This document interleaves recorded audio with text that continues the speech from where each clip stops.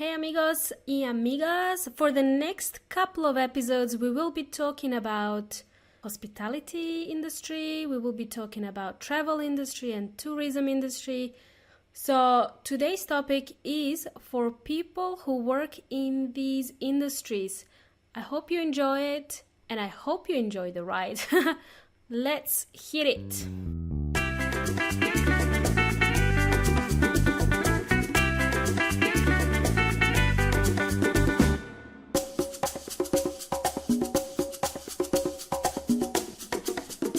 So, welcome amigos y amigas. You're listening to the English Made Simple podcast.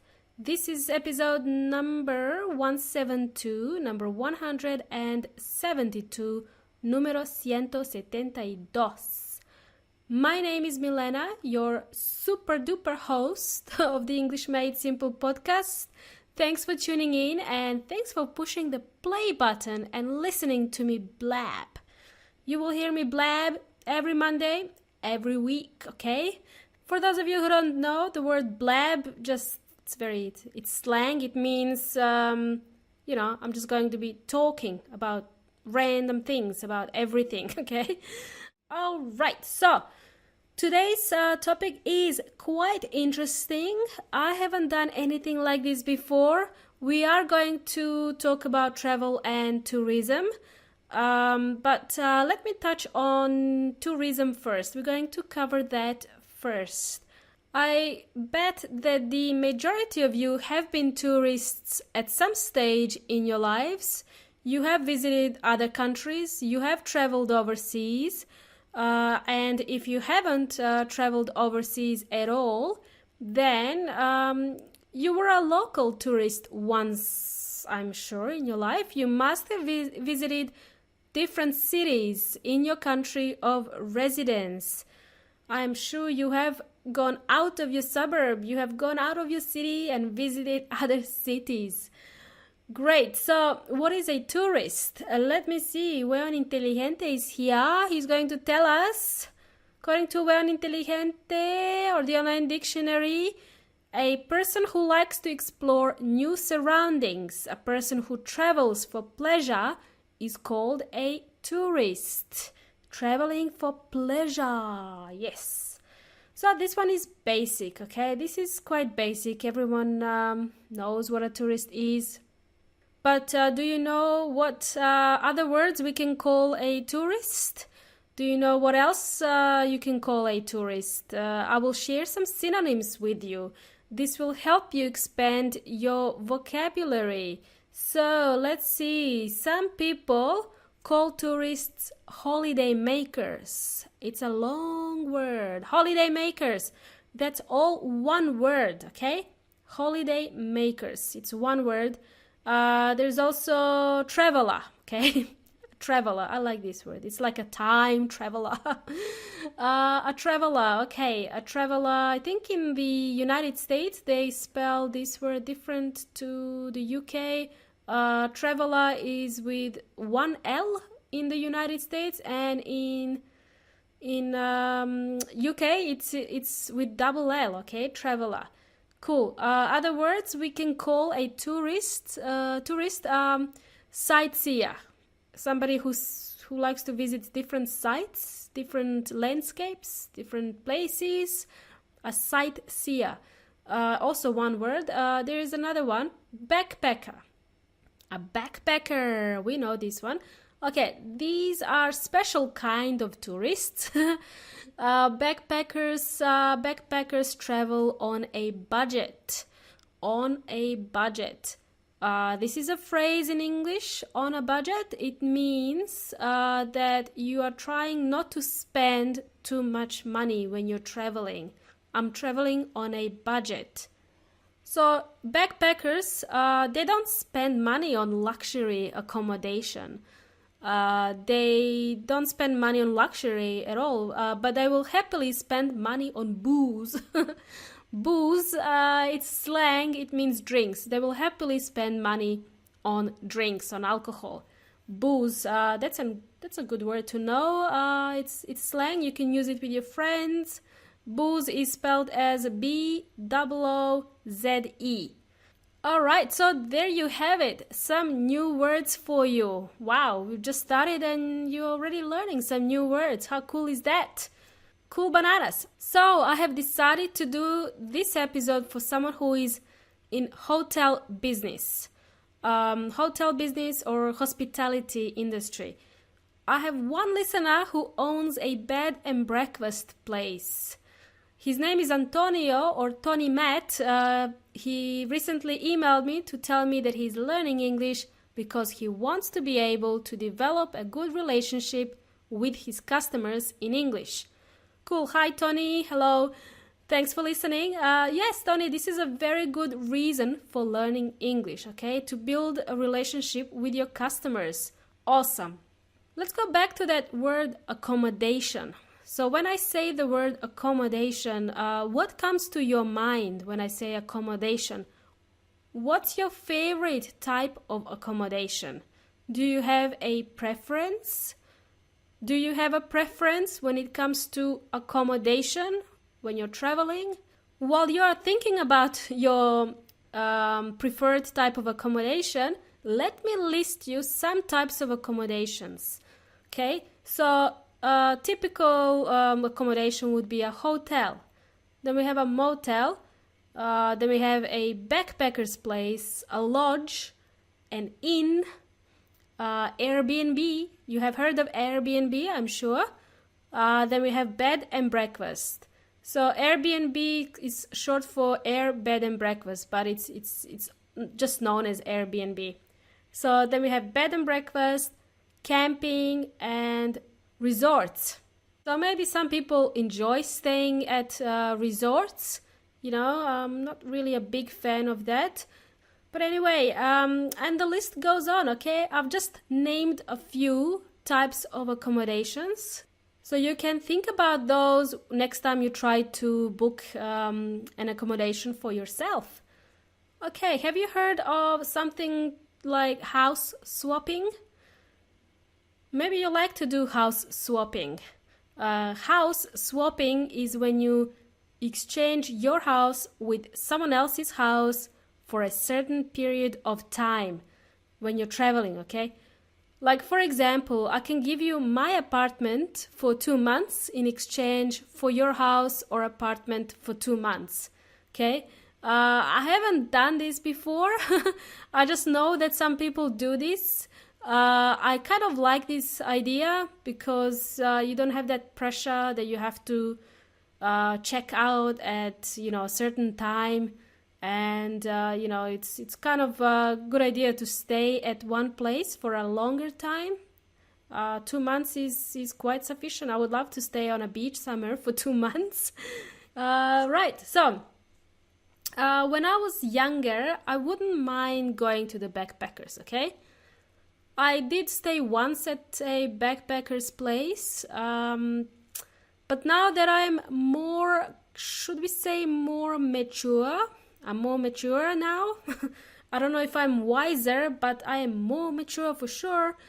I prefer staying in hotels or bed and breakfast type of places.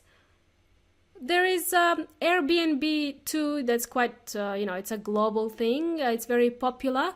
But here in Australia, it's very expensive. I tried to book something through Airbnb and it was quite expensive, I have to say. It's a lot cheaper to book Airbnb in other countries, like somewhere in Europe or even in Southeast Asia. But in Australia, it's very pricey. It's a bit expensive. So for that reason, I don't go for Airbnb anymore because it's pricey. So I just like to book, something that's neat and tidy, hotel, bed and breakfast, and so on. Anyway, getting myself distracted now. Okay, so this episode will benefit you if you're a tourist or you work in the hospitality industry, travel industry, and tourism industry, okay? Okay, so let's go back to today's episode. Regardless of where you happen to work, maybe you work at a hotel or a B&B place or a lodge. Well, you know what? Regardless of where you work, you need to learn the following. You need to learn how to welcome your guests in English. You need to learn how to check them in, how to check them out of the place, and even be able to give instructions to the new visitors. If you wanted to recommend some activities for the new visitors to do, well, you need to learn how to say that, how to recommend some activities for tourists. Well, you would also need to make suggestions about, some specific tourist attractions. Maybe you'll give a map to them. And yeah, you'll need to explain things in English. You would also want to be able to answer questions from tourists about your local area, okay? So expect to answer some questions from tourists. Probably something like, oh, how long will it take me to, walk from this spot to this spot? Or how long will it take me to drive here, and so on. Alrighty guys, I don't think I will have time to talk you through all of these points. I will just go through them briefly, okay? The first things first, welcome your guests. This is common sense. If you work in customer service, this is common sense. You should know what to do. If you work regularly with customers, you should know what to do. Always smile and make your guests feel welcomed. The next thing you should say is, how can I help you? Well, hello, Mr. Jones. How can I help you? How can I help you today? How can I help you? This is a good question to know, amigos y amigas. You can actually ask this question at any stage throughout the visitor's stay. How can I help you today? That's just very polite to ask, you know what I mean? Alright, let's imagine a tourist comes to your desk, your reception desk, and says, "Hi, I need a room, please. Do you have any vacancies?" Cool, now what should you do? Well, you would ask the obvious question. Well, hello there, do you have a reservation? Do you have a reservation? And if the person says yes, then you ask them, what name is your reservation under? What name is your reservation under? That's a good question to ask. And if they don't have a reservation, if there is no reservation, then you would have to look for any, available rooms in your hotel, right? I don't know about you, but I prefer to book my accommodation ahead of my journey. I don't like surprises, so I don't want to spend half a day looking for a place to sleep. So I'm not really that adventurous, but yeah, I prefer to book online well ahead of my journey, of my trip. Cool. Now let's get back to this episode. The reservation. What does it mean? Maybe some of you don't know what reservation means. Another name for this is a booking. Booking. B-O-O-K-I-N-G. This is a noun in this case, a booking. And it comes from the verb to book. To book. It means to make an appointment. And it's spelled the same as when you read a book, You can read a book, which is a noun but has a different meaning.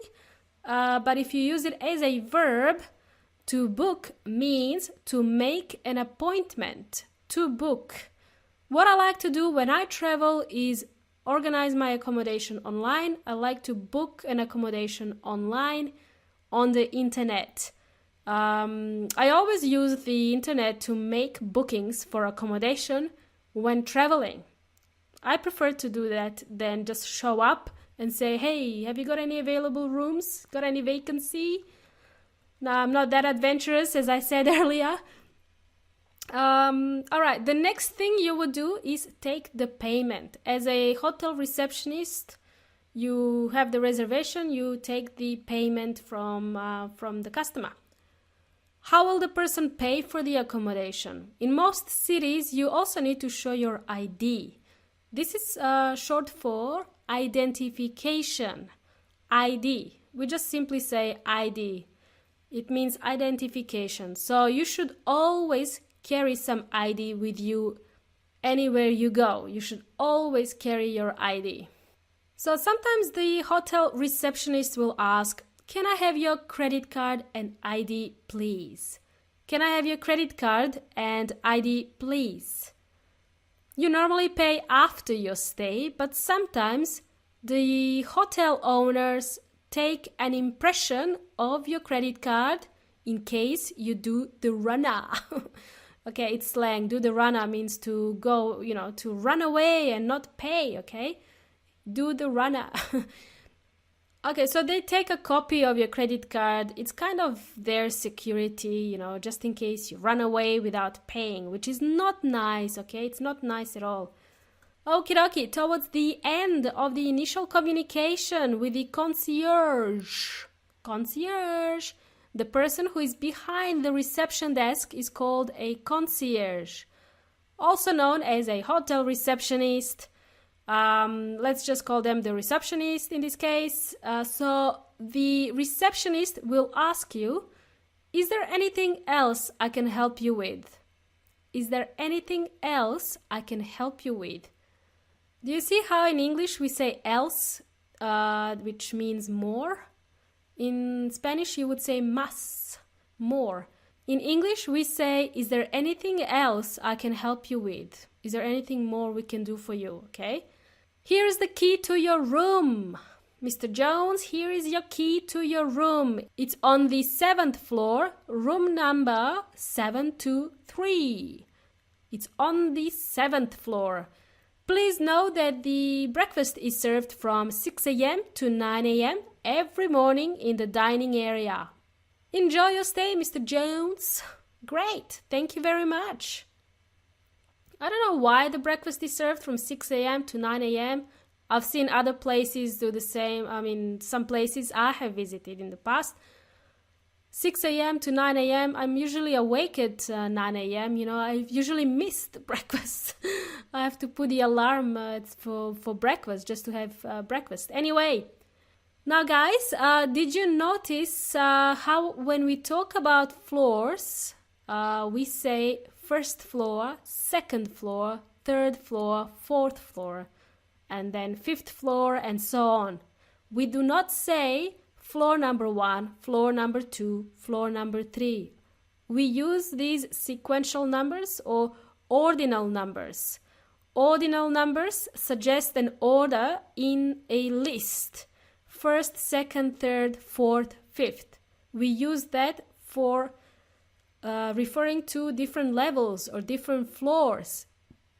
Another name for a floor is story. S-T-O-R-Y. How many stories does the Hilton hotel have? How many stories does the hotel have? How many levels? How many floors? Okay, story is spelled the same as if you open a book and read a story, okay? And it means a floor or a level. How many stories? Native speakers do use this word a lot. Stories. How many stories? Second story, third story. Cool bananas! Is that clear as mud? I hope it was crystal clear. I hope today's episode was useful to you. If you know of anyone who works in the hospitality and tourism industry, please forward this episode to them. I'm sure they will appreciate it, so just do it. As always, transcripts are available on my website, englishmadesimple.net/podcast. You can find all the transcripts in there. Thank you for listening to yet another awesome episode of the English Made Simple show. You've been an amazing audience. You've been jamming with Milena from English Made Simple. Have a great rest of the week. Until next time, hasta la próxima.